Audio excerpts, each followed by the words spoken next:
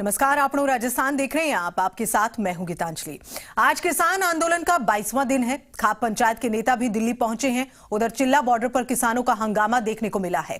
यहां किसानों ने दोनों तरफ से चिल्ला बॉर्डर बंद कर दिया है।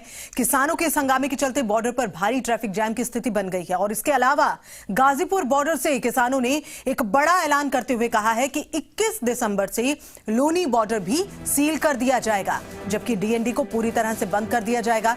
इधर सुप्रीम कोर्ट किसान आंदोलन पर आज सुप्रीम कोर्ट में सुनवाई हुई है।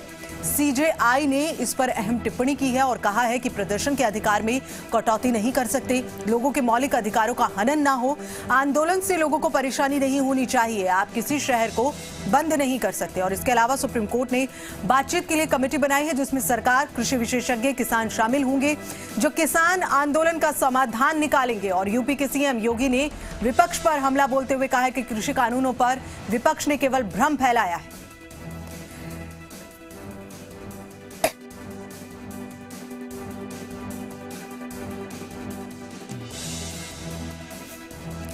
हमने किसानों का कर्ज माफ किया है, प्रधानमंत्री मोदी ने किसानों की जिंदगी बदल दी। सीएम योगी ने मंडी को समाप्त करने की बात को भी गलत बताया।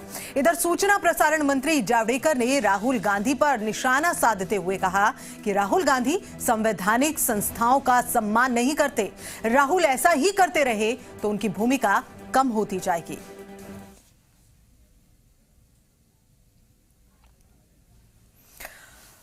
तो क्या चल रहा है किसान आंदोलन को लेकर पूरे देश भर में, खास तौर पर उन जगहों पर जो सीमा है, बॉर्डर्स हैं, जो दिल्ली से सटे हुए हैं, वहां किस तरह से किसानों का यह आंदोलन चल रहा है, ये तस्वीरें बयां कर रही हैं। ये तस्वीरें देखें आप।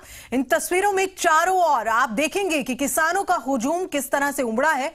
पूरे देश भर के किसानों का आह्वान, इन आंदोलनकारी ये जो किसान है वहां पर जो पहुंचे हैं वो आह्वान कर रहे हैं और जगह जगह से किसान इस आंदोलन का हिस्सा बनने के लिए पहुंच रहे हैं।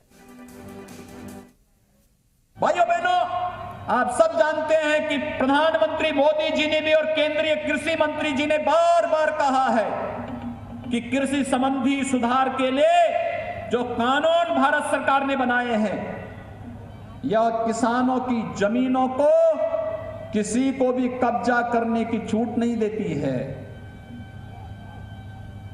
मंडी समाप्त करने की कहीं कोई व्यवस्था नहीं, मंडी तो ये चलेंगे ही, लेकिन एक निजी क्षेत्र में मंडी एक स्वस्थ प्रतिस्पर्धा को बढ़ाने के लिए प्रारंभ किया जा रहा है, जिससे किसानों को ज्यादा दाम मिल सके। किसान अपनी उपज को मंडी के अलावा अगर कहीं बाहर बेचना चाहेगा, उस पे किसी भी प्रकार का कोई टैक्स नहीं लगेगा। यह गारंटी देने की एक व्यवस्था इसमें की जा रही है। लेकिन भाइयों बहनों, गुमराह करने का प्रयास यह विपक्ष और कुछ चुनिंदा लोग, जिन्हें भारत की प्रगति और किसानों की प्रगति और किसानों की खुशहाली अच्छी नहीं लग रही है, वे लगातार गुमराह करने का कार्य कर रहे हैं। राहुल गांधी को संवैधानिक संस्थाओं का आदर करने सीखना चाहिए, नहीं तो लोकतंत्र में उनकी भूमिका और नगण्य होती जाएगी। तीनों कृषि कानून ये किसानों के हित में है। प्रधानमंत्री श्रीमान नरेंद्र मोदी जी बहुत दूरदर्शी नेता हैं। उनने किसानों के कल्याण के लिए